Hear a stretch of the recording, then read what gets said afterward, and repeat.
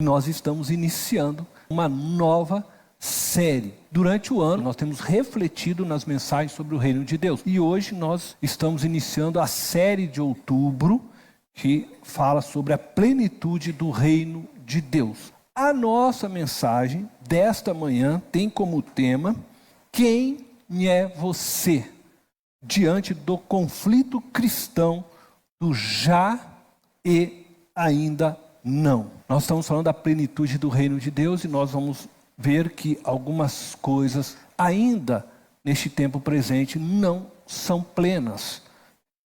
Eu vou procurar, através dessa mensagem, esclarecer a realidade do que os teólogos chamam do já e ainda não. Enquanto eu me esforço aqui para esclarecer, pela graça de Deus, este conflito do já e ainda não, eu quero desafiar você, que está aqui nesta manhã, você que está nos acompanhando pela internet, a ir refletindo sobre quem é você hoje, como cristão neste mundo. Então, na medida que você está ouvindo esta mensagem, você está entendendo este conflito do já e ainda não, a minha expectativa é que você esteja se colocando e se enxergando dentro disto, fazendo uma avaliação de si mesmo. Através, então, desta pergunta, o que eu estou querendo levar você a refletir é como você vive hoje a sua fé, enquanto você está aguardando a manifestação plena do reino de Deus. Quem é você neste mundo hoje como um cristão? Teu agir, teu falar, teu proceder, as tuas atitudes diante as adversidades da vida. Enfim, quem é você diante do conflito cristão, né? Do já e do ainda não? O reino de Deus, no mundo dos homens, foi inaugurado na encarnação de nosso Senhor Jesus Cristo. Mas o reino ainda não é uma realidade plena em nosso mundo presente. Existem aspectos do reino de Deus que já estão presentes hoje em nossos dias. Mas existem aspectos escatológicos do reino de Deus que se cumprirão no futuro. Essa realidade do reino presente, em alguns aspectos hoje, e ao mesmo tempo não pleno, tem levado muitos cristãos a viverem de forma conflitante com o evangelho pregado por Jesus.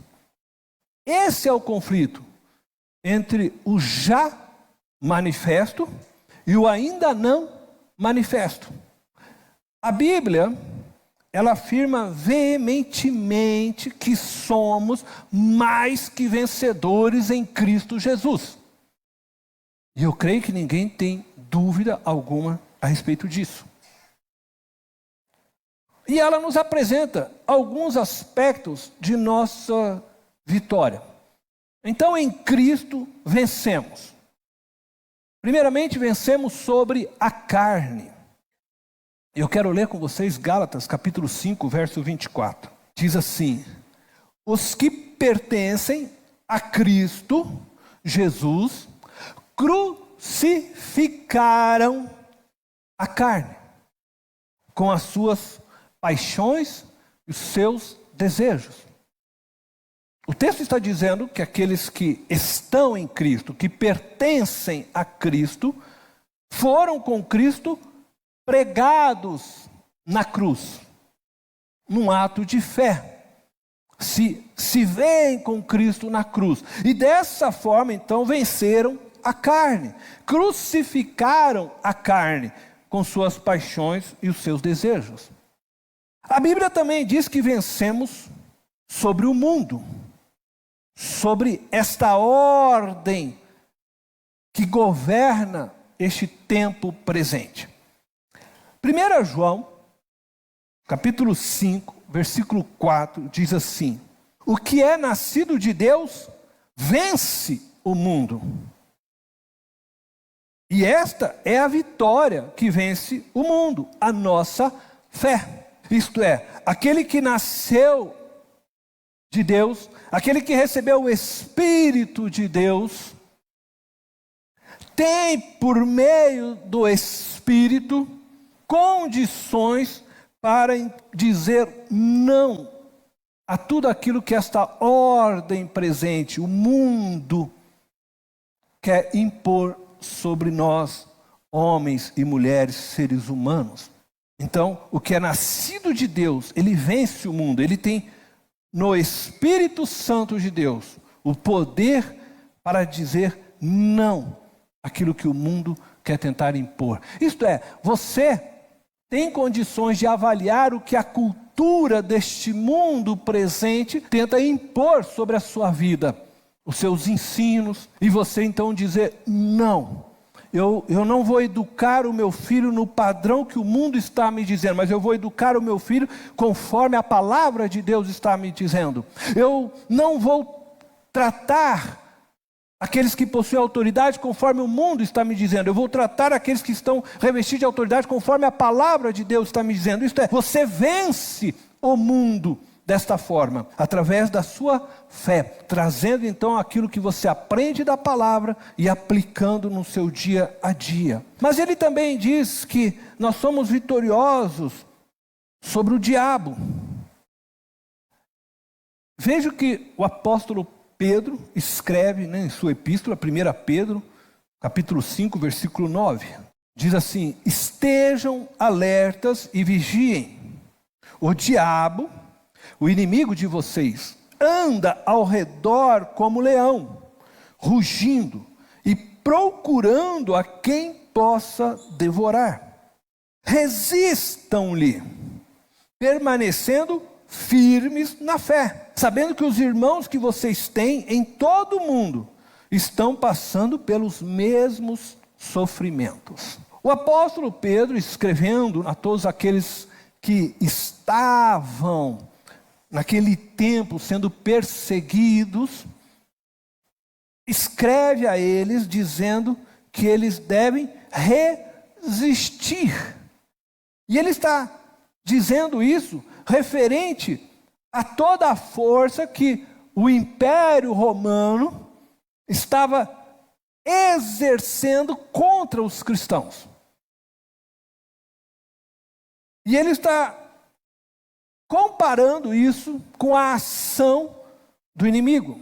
Veja, ele diz: estejam alerta e vigiem. O diabo, o inimigo de vocês, andam ao redor. Porque, claro, Pedro, Paulo, os apóstolos, todos compreendiam que o diabo, ele usa do poder governamental, das autoridades que estão sobre as nações, para afrontar os cristãos, persegui-los, matá-los, tentá-los para abandonarem a sua fé. Então, quando Pedro escreve isso, da mesma forma que o apóstolo Paulo, quando nós lemos o texto em Efésios, e ele fala sobre essas forças e poderes que governam o mundo, ele também usa essa expressão, o príncipe da potestade do ar. Agora Pedro nem está se referindo, dizendo o diabo, e aí nós podemos resistir ao diabo, neste sentido, permanecendo firmes na fé. Resistam-lhe permanecendo firmes na fé. E aí ele quer consolar os irmãos dizendo o seguinte: olha, essa mesma luta que vocês estão vivendo, essas perseguições, onde cristãos naquele tempo eram colocados nas cruzes pelas estradas, onde cristãos eram lançados aos leões, Ele está dizendo para eles: muitos estão passando pelos mesmos sofrimentos que vocês. Mas resistam. Nós temos em nós, mais uma vez eu reafirmo, através do poder do Espírito Santo de Deus, a capacidade de permanecermos firmes em nossa fé, e assim resistirmos a tudo quanto o diabo tem tentado contra nós, através de todo o sistema que nós aqui falamos do mundo, porque o mundo jaz no maligno. Ele não está falando aqui de uma resistência pessoal com o diabo, onde eu vou numa luta tete a tete com o diabo bota lá o boxe e agora vem aqui, diabo, eu vou pisar em você e tal. Não é disso que ele está falando. Às vezes parece que nós cristãos imaginamos isso. Nossa, não, peraí que eu vou pegar o capeta lá no chifre e tal, e pá, e eu luto e resisto. Ele não está falando disso. Mas não se esqueça das palavras de Jesus, que ele vos deu poder para pisardes todas as serpentes e escorpiões, e nada lhes causará dano algum. Porque somos filhos de Deus, lavados pelo sangue de Cristo, estamos em Cristo e o diabo não pode nos tocar. Mas, então, sim, nós temos condições de vencer, mais uma vez, por isso somos vencedores, porque estamos em Cristo, mas também sobre a morte. É interessante, né, que o texto bíblico fala assim, e aí eu quero ler com vocês agora 1 Coríntios, capítulo 15, verso 21 e 22. Visto que a morte veio por meio de um só homem, ele está se referindo a Adão, também a ressurreição dos mortos veio por meio de um só homem, aqui ele está se referindo a Jesus. Pois da mesma forma como em Adão todos morrem, em Cristo todos serão vivificados. Então, em Cristo também vencemos a morte. Em Cristo seremos todos vivificados, ressurretos. Veja então, nós podemos dizer, sem dúvida alguma, somos mais que vencedores. Porque em Cristo toda esta vitória é garantida, é certa. Não há dúvida.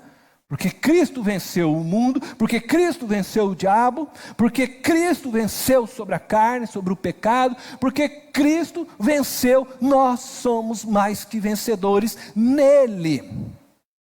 Agora existe aqui um grande conflito. Embora eu seja mais que vencedor em Cristo Jesus, não vivo hoje como um vencedor plenamente. Muitas vezes sou vencido.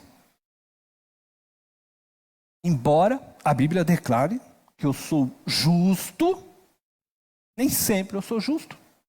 Embora a Bíblia declare que eu sou santo, nem sempre eu sou santo.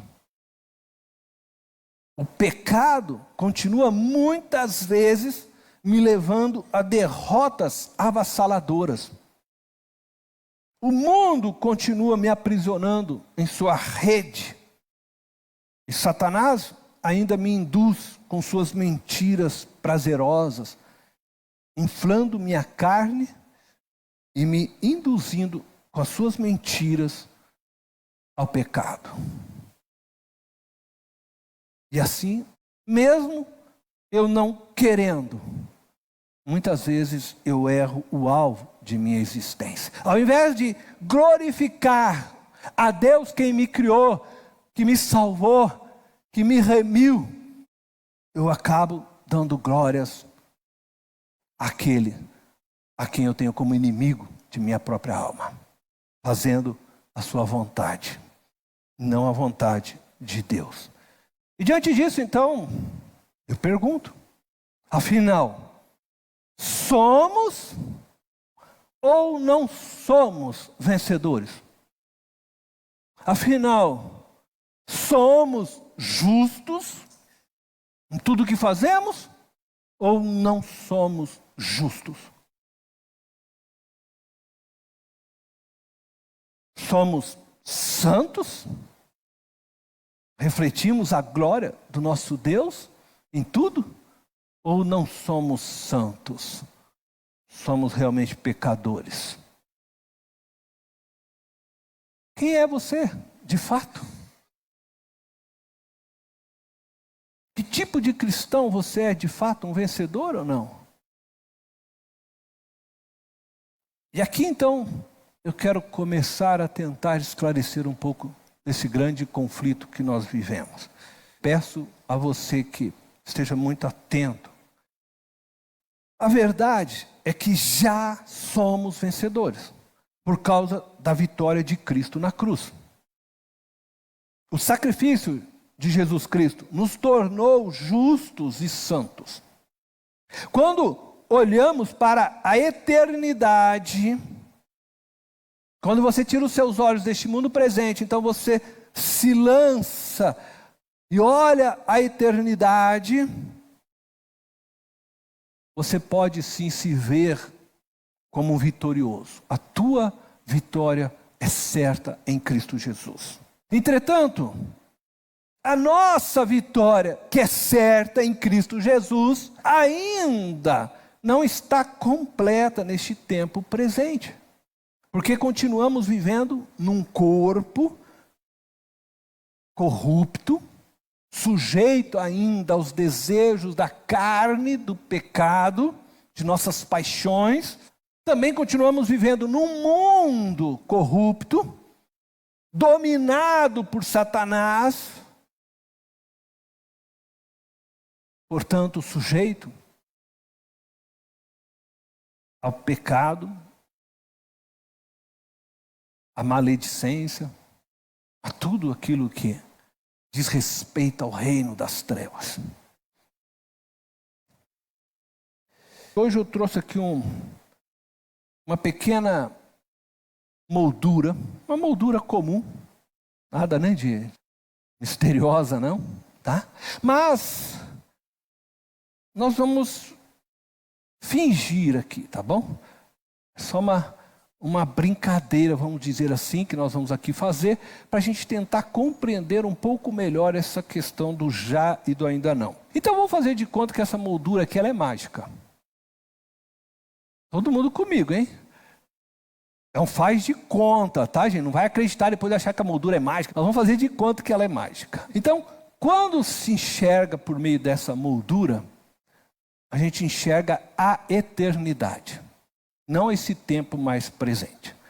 Quando eu olho então aqui, quando eu fizer isso, eu olhar através da moldura, eu vejo a eternidade. Eu estou olhando já no mundo espiritual, uma nova dimensão de vida. Então, quando eu tiro aqui, eu volto à nossa realidade. Então, quando eu olho aqui, eu estou olhando para o ainda não eterno, ainda não presente aqui, porque a gente ainda está vivendo no mundo material. Quando eu olho aqui, eu estou no já.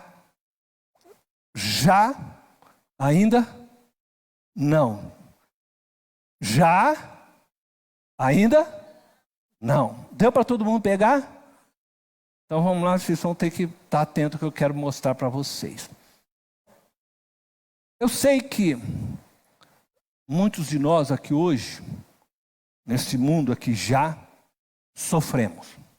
Entre muitos dos nossos sofrimentos, alguns desses sofrimentos é relacionado a doenças físicas. Eu, por exemplo, já tenho 3 cirurgias no joelho. Tenho uma hérnia de disco na 5ª vértebra lombar.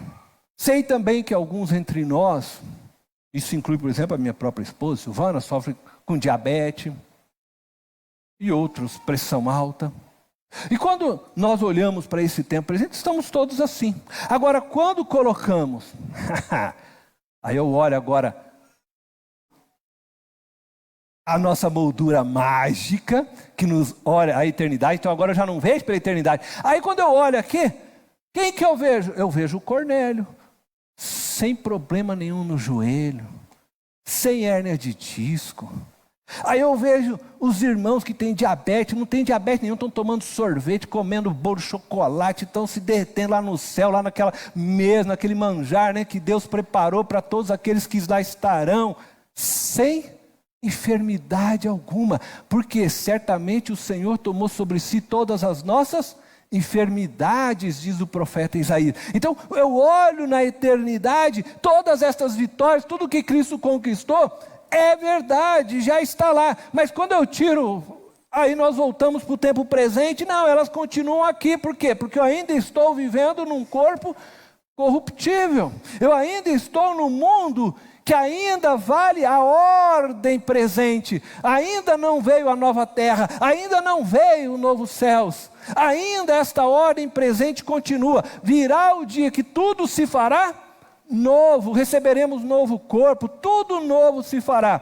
Então quando eu olho para cá, eu olho a eternidade, eu olho o espiritual, eu olho, tudo já foi vencido, tudo já está agora feito em Cristo. Eu tiro, eu volto à realidade do presente. Não que as coisas já não estejam feitas. Não que na cruz Cristo já não venceu. Já venceu, já realizou. Mas nós ainda estamos em processo para chegarmos a vivermos a plenitude daquilo que Deus tem para nós. Amém?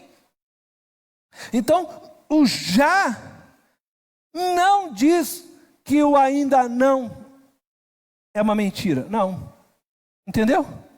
Ainda não é uma verdade, só que nós vamos viver quando nós deixarmos esse e a gente entrar lá na eternidade. Então, quando eu olho por este quadro, aí eu posso ver como a Bíblia me descreve. E é isso que nós precisamos entender, porque a Bíblia muitas vezes é exatamente essa moldura, aonde ela nos lança a olharmos com os olhos da fé para a eternidade.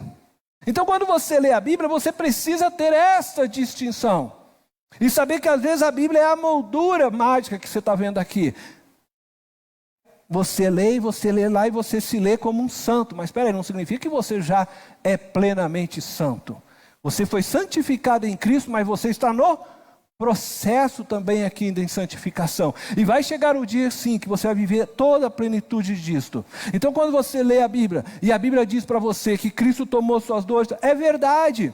Mas você ainda não está vivendo tudo aquilo que ela diz. Então hoje nós podemos sim viver e padecer, porque nós encontramos nesse tempo que os teólogos chamam do já. O ainda não, nós vamos chegar lá. Está em processo. Amém? A falta de compreensão de alguns líderes religiosos a respeito do já e ainda não, tem produzido uma teologia triunfalista, distorcida da verdade do Evangelho de Cristo. E tem levado então muitos cristãos a pensarem de si mesmos além do que convém, causando então um estrago na vida de muitas pessoas e contribuindo para que estas se afastem de Deus, em vez de aproximarem elas de Deus. Isso é um perigo.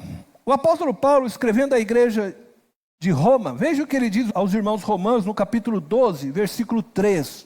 Pois pela graça que me foi dada, digo a todos vocês, ninguém tenha de si mesmo um conceito mais elevado do que deve ter. Mas pelo contrário, tenham um conceito equilibrado, de acordo com a medida da fé que Deus lhe concedeu. Quando uma pessoa tem um conceito mais elevado de si mesmo, essa pessoa nós chamamos normalmente de soberba, pessoa orgulhosa, ela se acha, né? Então, nós temos que ter um conceito equilibrado. Quando o meu conceito sobre mim mesmo está elevado, já tem problema. Já tem problema. Quando o meu conceito também está para baixo, é outro tipo de problema. É outro problema. Mas nós vamos apenas olhar aqui hoje sobre o conceito que está elevado. Nós vamos falar um pouquinho disso. Então, se eu tenho um conceito elevado de mim mesmo, eu tenho uma distorção do que sou. Por quê? Porque eu estou me enxergando de forma errada. Essa distorção do meu ser me leva então a me olhar e me leva a pensar de mim o que de fato não sou. E o mesmo acontece com você. Se você se enxerga além do que você é, você se enxerga de forma errada.